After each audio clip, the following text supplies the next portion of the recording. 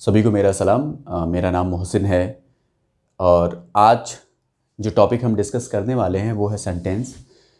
एक सेंटेंस की डेफिनेशन जो होती है वो होती है सेंटेंस में contain phrase and clause. Phrase single word भी हो सकता है और ग्रुप ऑफ वर्ड्स भी हो सकते हैं, बट इसमें वर्ब नहीं होता है।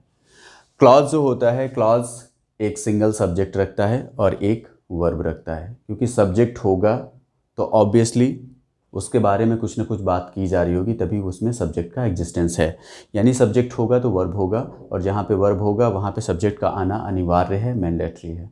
तो आप ये ध्यान रखिएगा, अ सेंटेंस में कंटेन फ्रेज एंड क्लॉज, उसे हम कहते हैं सेंटेंस। तो बात करते हैं सेंटेंस के क्लासिफिकेशन की। इसके दो बेसिस हैं, on the basis of structure and on the basis of nature of expression और स्पीच। स्ट्रक्चर के बेसिस पे, स्ट्रक्चर का मतलब होता है फिजिकल बनावट, है ना। तो स्ट्रक्चर के बेसिस पे सिंपल होता है, कॉम्प्लेक्स होता है और कंपाउंड होता है। और अगर आप बात करते हैं नेचर ऑफ एक्सप्रेशन के बेसिस पे, उसके हिसाब से असर्टिव होता है। असर्टिव में नॉर्मल स्टेटमेंट होते हैं, पॉजिटिव या फिर नेगेटिव, यानी अफर्मेटिव या नेगेटिव बोलते हैं। इंटेरोगेटिव में बेसिकली हम क्वेश्चन पूछने का काम करते हैं। इम्पेरेटिव में हम कमांड देते हैं, रिक्वेस्ट देते हैं, या फिर कोई इच्छा जाहिर करते हैं, या फिर किसी को विश करते हैं, किसी को आप कह सकते हैं कि शाप भी देते हैं, ठीक है। तो किसी को कोसते भी हैं। तो ये सारे इंपेरेटिव सेंटेंस के अंतर्गत आते हैं। आप जो इंडियन बुक हैं मोस्टली, उसमें आप देखेंगे कि एक पांचवा टाइप भी दिया जाता है, ऑप्टेटिव। जब आप किसी इंग्लिश ब्रिटिशर्स की बुक्स पढ़ेंगे, जैसे कि आप जॉन ईस्टवुड की ब्रिटिश इंग्लिश ग्रामर जब आप पढ़ेंगे, तो उसमें ये ऑप्टेटिव इसी का पार्ट है, इंपेरेटिव का, तो कोई अलग से नहीं है। ये चार ही बेसिकली। एक्सक्लेमेटरी होता है वो जिसके थ्रू आप अपने दिल से आने वाली सडन फीलिंग को एक्सप्रेस करते हैं। तो ये चार जो आप देख रहे हैं, ये क्लासिफिकेशन है on the basis of nature of expression और स्पीच। और जो ये फिजिकल उसकी बनावट पे जब जाएंगे तो on the basis of structure होंगे simple, complex and compound. Simple sentence वो होता है जिसमें एक सिंगल सब्जेक्ट होता है और एक सिंगल वर्ब होता है। एक जितने भी आप जो टेंस जब आप पढ़ते हैं, तो जितने भी सेंटेंस आप बनाते हैं कि जिसमें एक सिंगल सब्जेक्ट और एक सिंगल वर्ब होता है, वो सारे के सारे सिंपल सेंटेंस के अंतर्गत आते हैं। मैं खाता हूँ, मैं जाता हूँ, मैं सोता हूँ, मैं रोता हूँ, मैं नहीं जाऊँगा, मैं नहीं खाऊँगा, ये जितने भी हैं, मैं रात 10 बजे से पढ़ रहा हूँ, मैं कल तक दिल्ली जा रहा हूँगा, ये सारी चीज़ें जो आएंगी, ये आपकी सारी सिंपल सेंटेंस के अंतर्गत आएंगी। और अगर हम दूसरे शब्दों में कहें तो हम ये भी कह सकते हैं कि एक सिंपल सेंटेंस जो होता है उसके पास एक इंडिपेंडेंट क्लॉज होती है। ऑब्वियसली इंडिपेंडेंट रह सकती है, तभी तो वो सिंगल है। इंडिपेंडेंट क्लॉज का मतलब होता है एक सिंगल सब्जेक्ट और सिंगल वर्ब, और वो अपनी मीनिंग के लिए, अपने सेंस के लिए किसी और पे डिपेंडेंट नहीं होते हैं। आप जो ये देख रहे हैं पार्ट क्लॉज का जो एग्जिस्टेंस है वो इन्हीं दोनों में है, इसमें और इसमें, क्योंकि यहाँ पे एक से ज़्यादा सब्जेक्ट एंड वर्ब होते हैं। तो जहाँ पे भी एक से ज़्यादा सब्जेक्ट और वर्ब होते हैं एक सेंटेंस में, तो उसको हम कॉम्प्लेक्स या कंपाउंड कहते हैं, और उसी के अंदर क्लॉज का भी एग्जिस्टेंस होता है। अगर एक सिंपल सेंटेंस लिखा हुआ है, आप उसे क्लॉज कभी नहीं कहेंगे प्लीज़, ठीक है। तो उसे हम सेंटेंस ही बोलेंगे या सिंपल सेंटेंस आप कह सकते हैं, लेकिन क्लॉज का एग्जिस्टेंस तभी है जबकि सेंटेंस आपका कॉम्प्लेक्स हो या फिर आपका कंपाउंड हो। So don't forget it.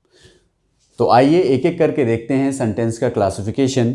सबसे पहले है आपका सिंपल सेंटेंस। सिंपल सेंटेंस वो होता है जिसमें एक सब्जेक्ट होता है और एक वर्ब होता है, या फिर एक इंडिपेंडेंट क्लॉज होती है, ठीक है।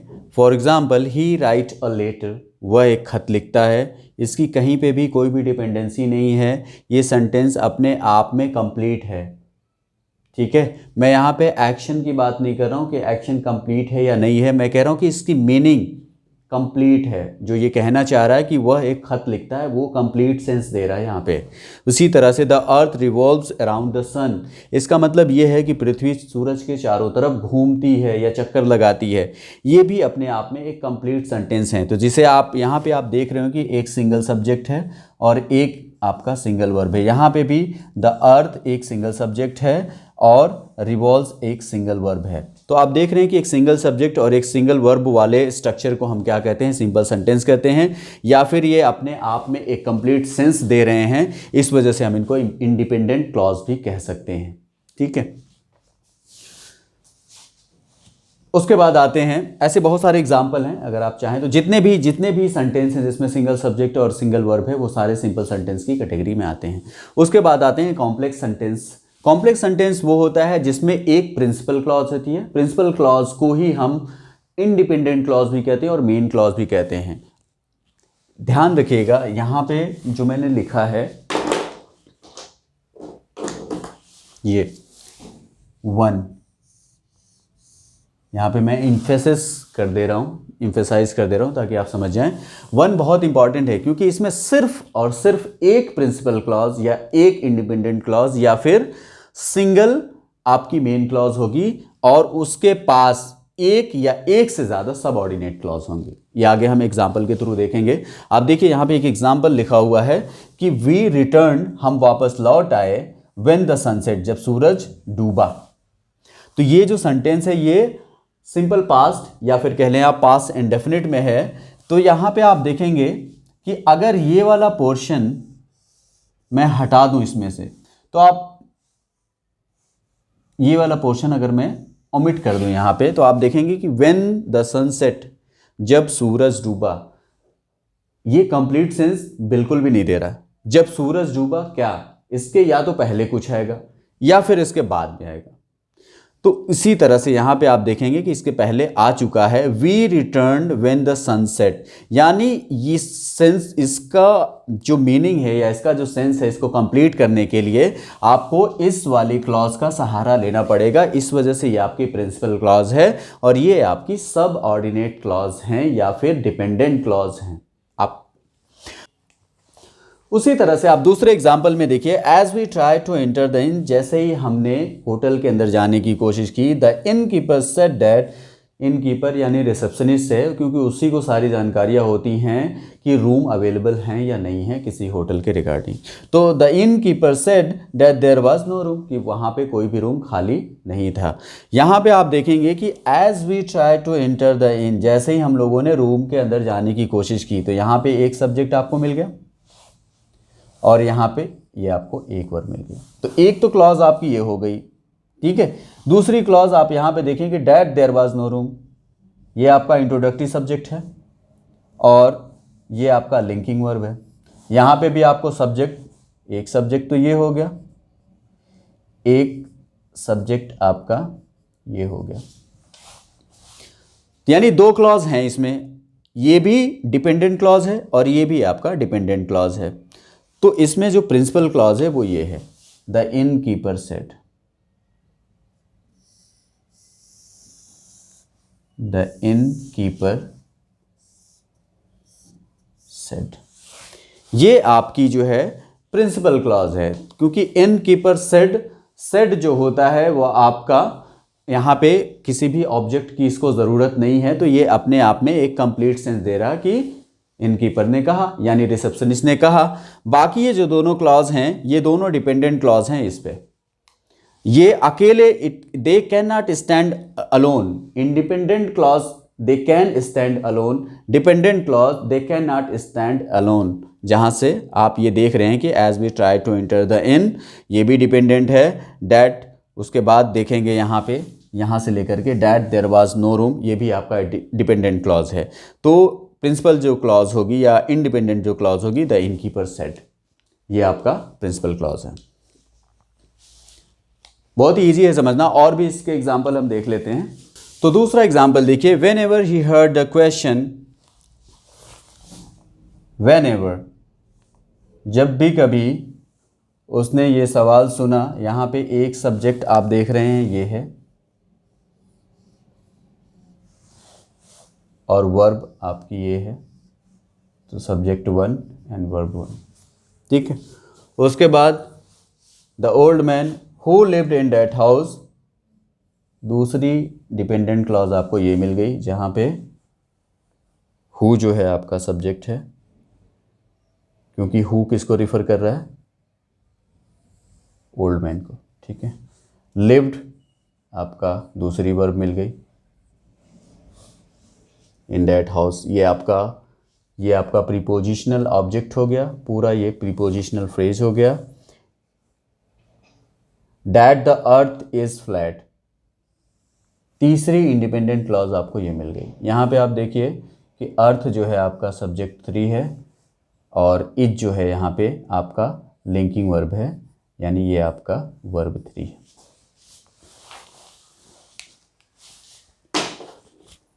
अब ज़रा ध्यान से देखिए इसमें कि जब कभी उसने क्वेश्चन सुना, जब भी whenever he heard the question, जब भी उसने ये सवाल सुना, the old man, वो बूढ़ा आदमी, who lived in that house, जो उस घर में रहता था, उत्तर दिया कि the earth is flat, यानी पृथ्वी चपटी है। ऐसा बिल्कुल भी नहीं है, पृथ्वी का जो शेप है वो जियोइड है। सो प्लीज़, है ना, ये एक स्टेटमेंट है बूढ़े आदमी को, हो सकता है वो पढ़ा लिखा ना हो, डोंट वरी। हाँ, उसके बाद हम देखेंगे कि when ever he heard the question, यहाँ पे आपको एक डिपेंडेंट क्लॉज आपको ये मिल गई, ये हर्ड द क्वेश्चन, एक डिपेंडेंट क्लॉज आपको ये मिल गई और एक डिपेंडेंट क्लॉज आपको ये मिल गई। तो बचा क्या? The old man answered. तो जो ओल्ड मैन आंसर्ड है आपका ये वाला, द ओल्ड मैन आंसर्ड, ये आपका मेन क्लॉज है या फिर प्रिंसिपल क्लॉज है। समझ में आया आपको? बहुत ही इजी है। आगे बढ़ें, एक और एग्जांपल देखते हैं, इससे थोड़ा सा और कॉम्प्लिकेटेड है। आई थिंक, मुझे लगता है, that he destroyed the letter, उसने जो लेटर था उसको बर्बाद कर दिया, विच यू सेंट, जो तुमने भेजा था। आप इसमें ध्यान से देखिए कि डैट यहाँ से लेकर के और यहाँ तक ये सबऑर्डिनेट क्लॉज यानी डिपेंडेंट क्लॉज है।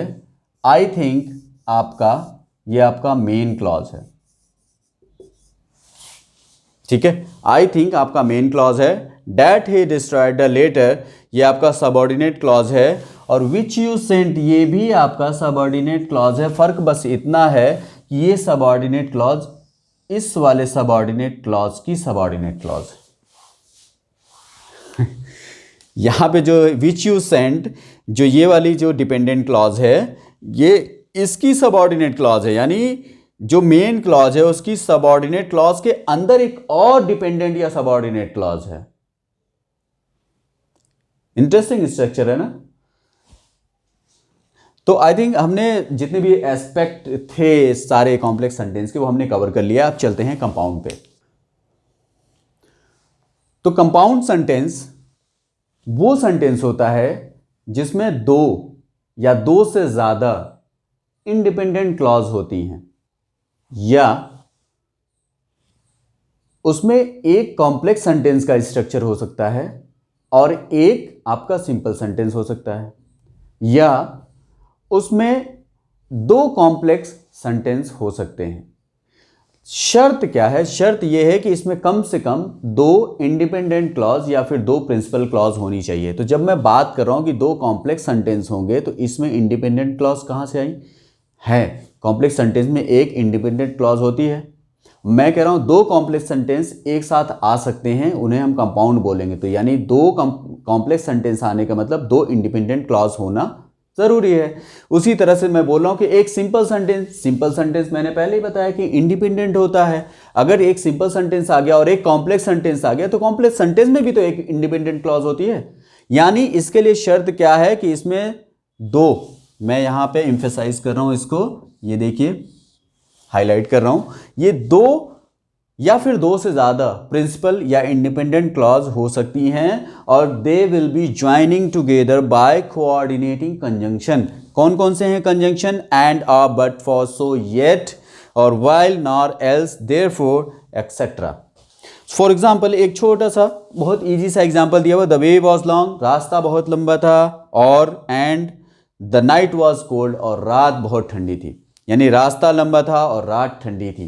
तो ये क्या है? दो अलग अलग इंडिपेंडेंट क्लॉज हैं। एक तो इंडिपेंडेंट क्लॉज आपकी ये है, इसकी कोई भी डिपेंडेंसी इस वाले क्लॉज पे नहीं है, और दूसरी डिपेंडेंट क्लॉज आपकी है the night was the night was cold, और ये जुड़ा हुआ है कोऑर्डिनेटिंग कंजंक्शन एंड के थ्रू। तो ये आपका कंपाउंड सेंटेंस का स्ट्रक्चर। कंपाउंड सेंटेंस के और एग्जाम्पल देखते हैं। आई केम, मैं आया, आई सा, मैंने देखा, आई कंकर्ड, मैंने जीत लिया। Who can say that? Right, Britishers, they can say that, right.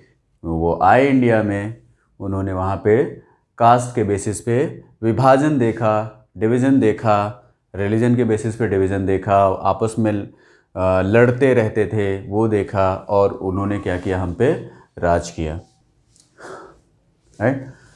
दूसरा एग्जाम्पल देखिए, they asked him how he received a wound but he refuse to answer. यहाँ पे आप देखेंगे कि दे आस्क्ड हिम, एक क्लॉज तो आपकी ये हो गई, how he received a wound, कि कैसे उसको चोट लगी, कैसे उसको चोट लगी। ये आपका डिपेंडेंट क्लॉज है या सबऑर्डिनेट क्लॉज है, जो कि डिपेंड है इस वाली प्रिंसिपल क्लॉज के ऊपर। यानी ये वाला जो सेंटेंस है वो इस वाली, यानी ये वाली क्लॉज इस वाली क्लॉज के ऊपर क्या है, डिपेंडेंट है। तो जो ये स्ट्रक्चर इस तरह का होता है उसको हम बोलते हैं क्या, कॉम्प्लेक्स सेंटेंस।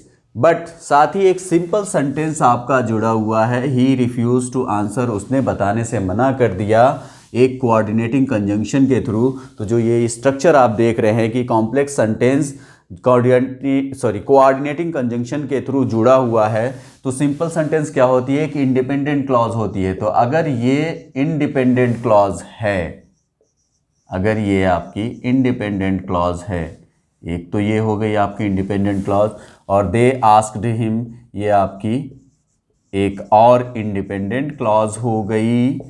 यानी दो इंडिपेंडेंट क्लॉज हो गई, दो प्रिंसिपल क्लॉज हो गई या दो मेन क्लॉज हो गई। अगर एक ही सेंटेंस में दो या दो से ज़्यादा प्रिंसिपल क्लॉज या इंडिपेंडेंट क्लॉज होती है, ठीक है, तो उसको हम कंपाउंड सेंटेंस बोलते हैं। तो ये कंपाउंड सेंटेंस का स्ट्रक्चर है। नेक्स्ट एग्जांपल देखिए, he says what he means. He says, वह कहता है, व्हाट ही मीन्स, जो उसका मतलब होता है। यानी यहाँ पे जो ये है आपकी, ये आपकी मेन क्लॉज है और ये आपकी सबऑर्डिनेट क्लॉज है। ये वाली क्लॉज इस वाली क्लॉज पे डिपेंडेंट है, इजंट इट। ये आपका कोऑर्डिनेटिंग कंजंक्शन है। एक मेन क्लॉज आपकी यहाँ पे हो गई, दूसरी मेन क्लॉज आपकी ये है, ही मीन्स व्हाट ही सेज, उसका जो मतलब होता है वही वो कहता भी है। तो जो यहाँ पे है आपका ये वाली क्लॉज, ये आपकी अगेन सबऑर्डिनेट क्लॉज और ये मेन क्लॉज है। अगेन दो मेन क्लॉज आपको मिल गई, जहाँ पे भी दो मेन क्लॉज होंगी या दो से ज़्यादा होंगी, ठीक है, और वो कोऑर्डिनेटिंग कंजंक्शन के थ्रू जुड़ी होंगी, तो वो स्ट्रक्चर कैसा होता है, कंपाउंड सेंटेंस होता है। बहुत ईजी था। अब आगे देखेंगे कंपाउंड सेंटेंस के बारे में और इन्फॉर्मेशन देखते हैं यहाँ पे कि कंपाउंड सेंटेंस फॉर्म कैसे कैसे हो सकते हैं, उनका स्ट्रक्चर किस तरह से हो सकता है, उसको फर्दर कैटेगराइज किया गया है या क्लासिफाई किया गया है। आप देखेंगे यहाँ पे पहला है क्यूमुलेटिव या कपुलेटिव। इसमें सिंपली एक क्लॉज को दूसरी क्लॉज के साथ ऐड कर देते हैं। For example, he plays the piano, he sings also, यानी वो पियानो भी बजाता है और वो क्या करता है, गाना भी गाता है। तो एक तरह से ऐड की गई है। दूसरा है एडवर्सिटी। एडवर्सिटी में क्या होता है, एक क्लॉज दूसरे क्लॉज की विरोधाभासी होती है, यानी दोनों एडवर्सिटिव नेचर के होते हैं। अगर एक कह रहा है कुछ तो एक जस्ट उसका अपोजिट होगा। For example, he is poor, गरीब है लेकिन वो क्या है, खुश हैं। तो यहाँ पे विरोधाभास है दोनों क्लॉज में, और ये जुड़े हुए हैं कोऑर्डिनेटिंग कंजंक्शन के थ्रू। तो जब दो इंडिपेंडेंट क्लॉज कोऑर्डिनेट कंजंक्शन के थ्रू जुड़े होते हैं तो हम क्या बोलते हैं, कंपाउंड सेंटेंस का स्ट्रक्चर है। ये ध्यान में रखिएगा। ही इज़ वैन, वो घमंडी है, बट स्टिल, यानी स्टिल हिज फ्रेंड्स, फिर भी उसके दोस्त उसको प्यार करते हैं। तो ये भी दोनों आपस में विरोधाभासी हैं। तीसरा स्ट्रक्चर देखिए, अल्टरनेटिव या डिसजंक्टिव मेथड होता है। इसमें क्या होता है, ऑप्शंस होते हैं। ऑप्शंस कैसे, जैसे या तो तेज चलो, वॉक क्विकली, तेज चलोगे तभी ट्रेन मिलेगी, तेज नहीं चलोगे तो ट्रेन नहीं मिलेगी। यानी यहाँ पे चॉइस है कि या तो आप तेज चलो, वॉक क्विकली, तेज चलो, नहीं तो क्या होगा, you will miss the train, आपकी ट्रेन छूट जाएगी या आप ट्रेन छोड़ दोगे। ठीक है, तो ये ध्यान रखिएगा कि यहाँ पे ऑप्शंस होते हैं। For example, either she is foolish, या तो वो क्या है, बेवकूफ़ है, या फिर क्या है, वो मैड है। ये भी आपका कंपाउंड सेंटेंस है। ठीक है, इन सब में आप ये देखेंगे कोऑर्डिनेटिंग कंजंक्शन है। यहाँ पे ये है कोऑर्डिनेटिंग कंजंक्शन। इलेटिव देखिए, इलेटिव में क्या है, he failed because he did not work hard. Illative में क्या होता है, एक कॉज जो होती है दूसरे कॉज का क्या होता है, रिजल्ट होता है, कंक्लूजन होता है। फॉर एग्जांपल वो फेल क्यों हुआ, क्योंकि उसने मेहनत नहीं करी। यहाँ पे भी दो क्लॉज हैं। उसी तरह से अगला एग्जांपल लिखिए, the angles are equal consequently the sides are equal, यानी कोण बराबर है उसी प्रकार से उनकी साइड भी क्या है, बराबर है। यहाँ पे भी आप देख रहे हैं कि ये कोऑर्डिनेटिंग कंजंक्शन जो है आपका कॉन्सिक्वेंटली के थ्रू ये दोनों क्लॉज एडेड हैं, यानी एक क्लॉज जो है वो दूसरे क्लॉज का क्या है, परिणाम है कि एंगल इक्वल हैं, उसी प्रकार से या उसी वजह से आप कह सकते हैं द साइड्स आर इक्वल। यहाँ पे भी क्या है, आप देख रहे हैं एक क्लॉज दूसरे क्लॉज का परिणाम या कॉन्क्लूजन है। तो आज हमने स्ट्रक्चर के बेसिस पे क्लासिफिकेशन का जो डिस्कशन था वो हमने कर लिया है। अगली जो क्लास होगी वो काफ़ी इंपॉर्टेंट होने वाली है, क्योंकि उसमें हम डिस्कस करेंगे basic structure of a sentence. क्योंकि सेंटेंस के जो दो पार्ट होते हैं, सब्जेक्ट और प्रेडिकेट, सब्जेक्ट में क्या क्या नया ऐड करके बना सकते हैं। फॉर एग्जांपल सब्जेक्ट में हम ऐड कर सकते हैं एडजेक्टिव, एडजेक्टिव के पहले एडवर्ब, उसके पहले आप आर्टिकल ऐड कर सकते हैं, उसके पहले फ्रेज भी हो सकता है, क्लॉज भी हो सकता है। उसी तरह से प्रेडिकेट पार्ट में कई सारे फ्रेजेस होते हैं कि जैसे उसमें वर्ब फ्रेज होता है, नाउन फ्रेज हो सकता है, प्रीपोजिशनल फ्रेज हो सकता है, एडजेक्टिवल भी हो सकता है, उसमें आपका एडवर्बियल फ्रेजेस भी हो सकते हैं। तो बहुत सारी चीज़ें ऐड हो करके एक सेंटेंस का फॉर्मेशन होता है। तो वो सारी चीज़ें हम पढ़ेंगे नेक्स्ट क्लास में, जो कि काफ़ी इंपॉर्टेंट है। प्लीज़ आप उसे मिस मत कीजिएगा। और अगर आपको ये वीडियो पसंद आई हो तो प्लीज़ लाइक और सब्सक्राइब करें, और सबसे ज़रूरी है प्लीज़ आप अपने दोस्तों के साथ प्लीज़ शेयर करें। Thank you very much.